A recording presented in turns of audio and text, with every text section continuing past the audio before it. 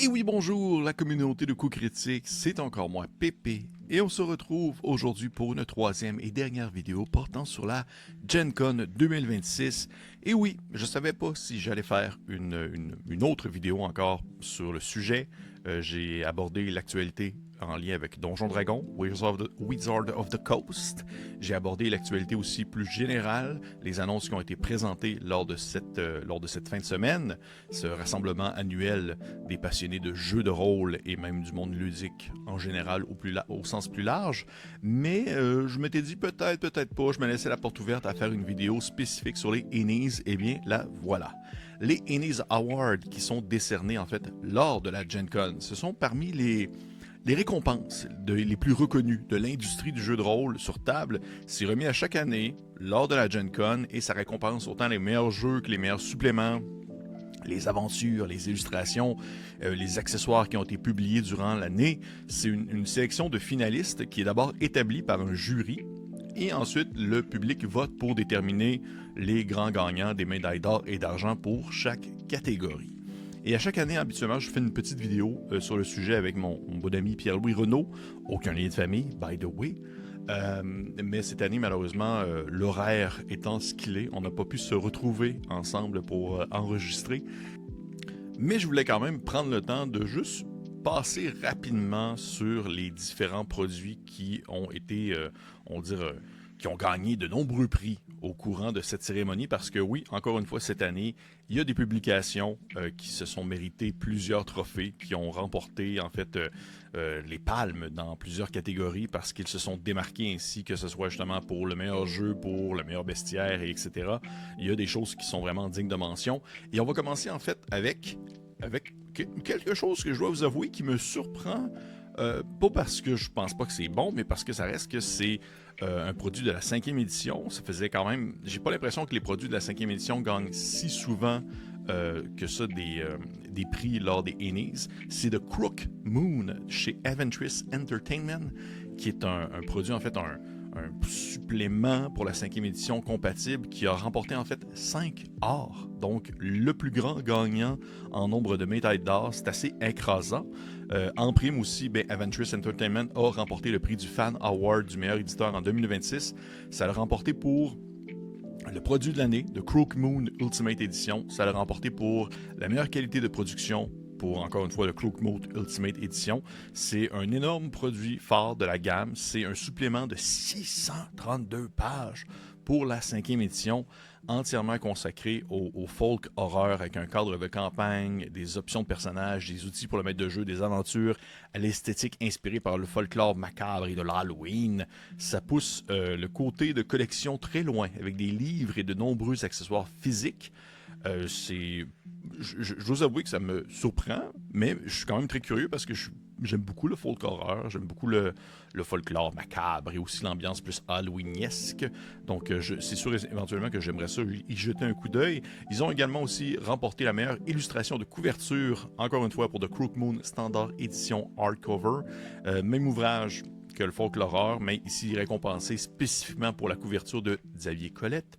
Ils ont également aussi remporté meilleur accessoire numérique pour Alchemy VTT, donc le Virtual Tabletop, qui leur permet en fait, qui vous permet à vous, public, de jouer avec ce module-là sur une plateforme en ligne.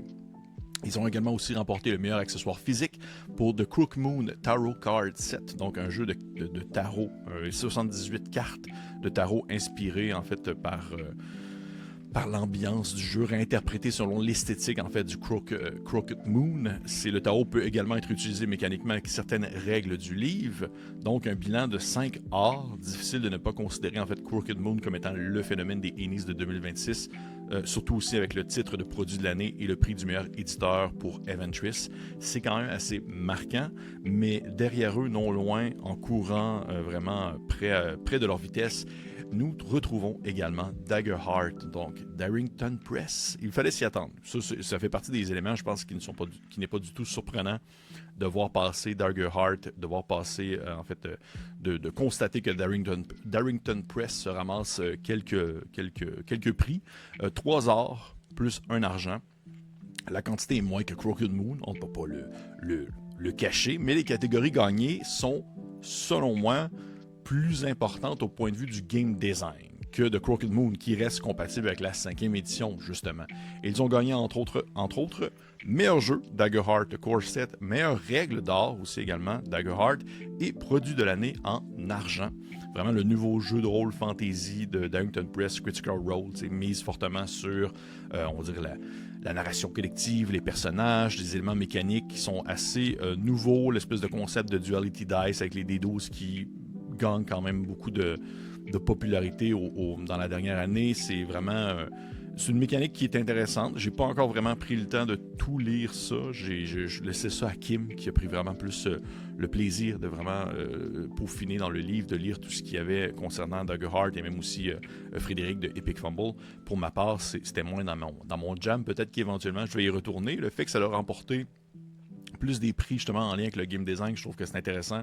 Puis d'après moi, il y a, on dirait, un beau futur pour Darrington Press. D'ailleurs, je vous encourage fortement à aller voir ma vidéo sur les annonces concernant, qui ont été annoncées, en fait, les annonces qui ont été annoncées. Mais quelle incroyable phrase!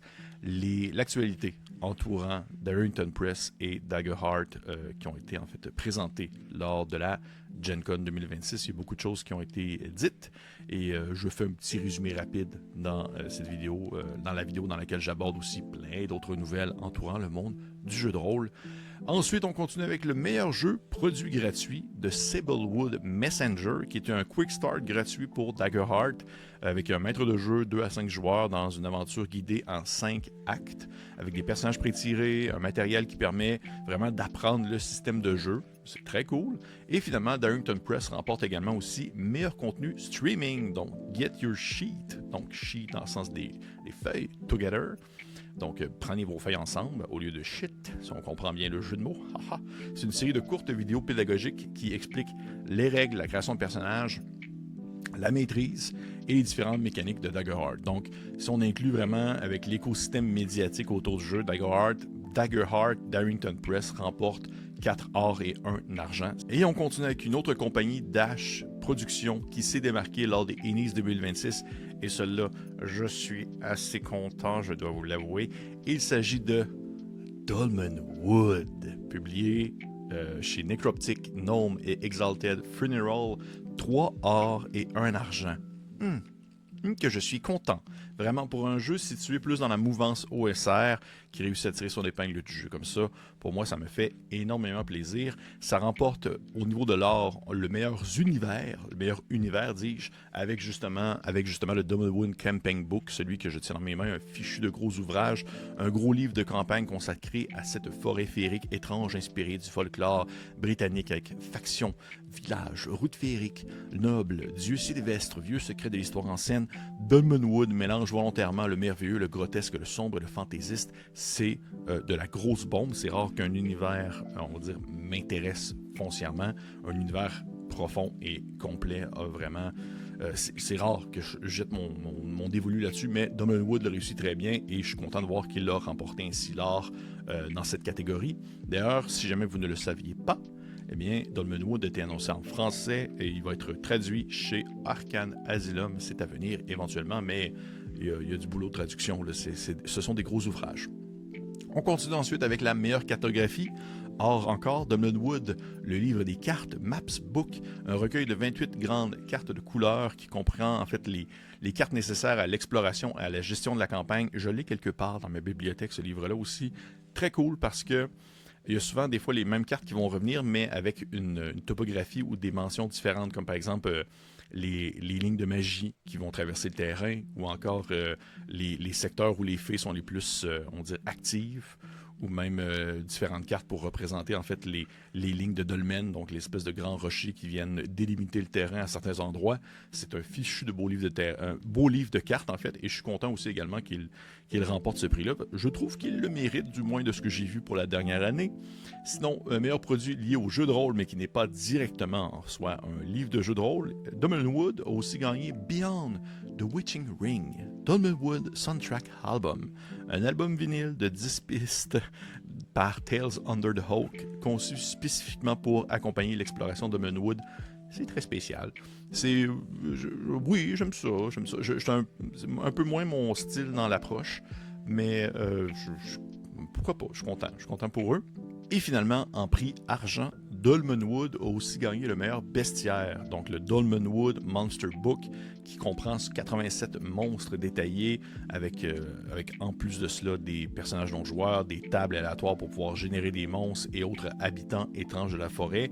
C'est un superbe livre aussi également. Je suis très content qu'ils aient gagné l'argent parce que ça vient un peu réinventer aussi et revisiter certains monstres plus classiques en les incorporant directement dans l'univers de Dolmenwood, en leur donnant une saveur un peu plus particulière. Et je trouve que c'est un très chouette ouvrage. C'est peut-être mon moins préféré de ceux qui sont sortis pour Dolmenwood, mais qu'ils ont gagné l'argent. Je trouve que c'est très respectable et je trouve ça très cool pour eux. Donc un bilan de 3 or plus 1 argent, c'est je trouve qu'un des résultats les plus intéressants de l'année parce que Dolmenwood ne gagne pas le meilleur jeu, mais réussit à être récompensé pour son monde, ses cartes et son environnement musical. Donc pour moi, c'est très chouette et c'est digne de mention et je vous conseille fortement de garder un œil très attentif sur la suite de cette gamme, ma foi, très succulente. On continue avec une prochaine compagnie, Dash Productions, qui a remporté quand même beaucoup de prix. Il s'agit de Legend in the Mist par Son of Oak, ceux derrière City in the Mist, donc l'espèce de jeu inspiré par le PBTA qui va aussi explorer l'ambiance un peu folklore, l'ambiance plus rurale du bois et de la forêt. Ils ont gagné 2 or et 4 argent, donc 6 prix. Si on regarde pas juste les prix d'or, si on regarde l'ensemble, ils en ont gagné 6. Ils ont gagné les meilleures illustrations intérieures pour le livre de base, qui est d'ailleurs un superbe ouvrage, c'est vraiment super beau. Ils ont gagné en prix argent le meilleur jeu, très cool. Et ils ont gagné aussi en prix argent les meilleures règles, donc une belle réutilisation du PBTA avec une autre saveur, avec plus l'utilisation de mots-clés, un système narratif qui fonctionne surtout justement avec des tags plutôt que des statistiques traditionnelles, avec une nature mystérieuse, folklorique, le voyage et tout ça. Ils ont gagné en or le meilleur supplément, Action Grimoire, qui est un ouvrage de référence qui propose en fait les nombreuses actions possibles avec leurs différentes conséquences, un espèce de livre de rappel en quelque sorte. Meilleure qualité de production en prix argent, meilleur jeu produit gratuit, Legend of the Mist, Learn to Play Comic Book Adventure, donc un livre, un comic book, une bande dessinée qui vous montre un peu comment jouer. 2 or, 4 argent, 6 podiums au total, c'est vraiment beaucoup. Et encore une fois, je trouve qu'il le mérite, on va dire fortement. C'est un autre jeu que j'ai beaucoup entendu parler dans la dernière année. Et sinon, les autres lauréats qui sont dignes de mention, on peut parler de Weissen City of My Nightmare qui a gagné la meilleure aventure longue. C'est une campagne en 4 parties qui se déroule principalement à Stockholm au 19e siècle. C'est pour le jeu Weissen. C'est une série de meurtres qui mènent les enquêteurs vers un mystère directement relié aux origines d'une société secrète. Donc c'est vraiment l'ambiance, encore une fois, folklore, historique. On est vraiment beaucoup là-dedans cette année et c'est pas terminé parce que meilleure aventure courte, le lauréat est Whisper of the Wood, qui est un jeu de rôle minimaliste où des villageois du 18e siècle s'enfoncent dans une forêt mystérieuse avec le folklore européen, décisions difficiles et narration collaborative. Je suis tombé par hasard sur cet ouvrage-là lors d'une visite dans une boutique. J'avais trouvé ça très chouette. Je ne savais pas du tout qu'il était en nomination. C'est vraiment, je suis très content pour un produit très indépendant d'avoir remporté ce prix-là. Sinon également, meilleur jeu familial, la version anglaise de Donjons et Chatons, donc Dungeon and Kitten Starter Set, donc vraiment le jeu de rôle d'initiation avec les chats et les autres animaux qui vivent dans une espèce de monde un peu Moyen-Âge fantastique. La version en anglais a gagné le meilleur jeu familial d'or, ce qui est vraiment très chouette.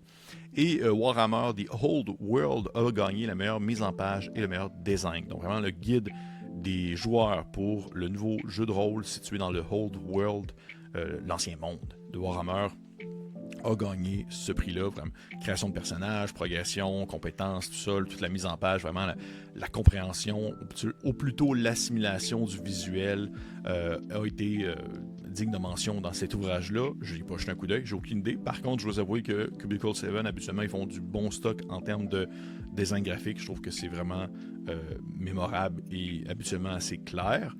Sinon également, meilleur monstre adversaire, donc le meilleur bestiaire or, alors que l'argent, c'est Dolmenwood qui l'avait gagné. Or, c'est Monster of Drakenheim, qui est un énorme bestiaire pour la 5e édition encore de 150 créatures avec des monstruosités Lovecraftiennes accompagnées de plusieurs règles supplémentaires pour pouvoir aller comme récolter des éléments sur les créatures que vous tuez et aussi de la conception de boss. Donc, très cool. Je connais pas ça du tout. J'ai aucune idée qu'est-ce que ça vaut.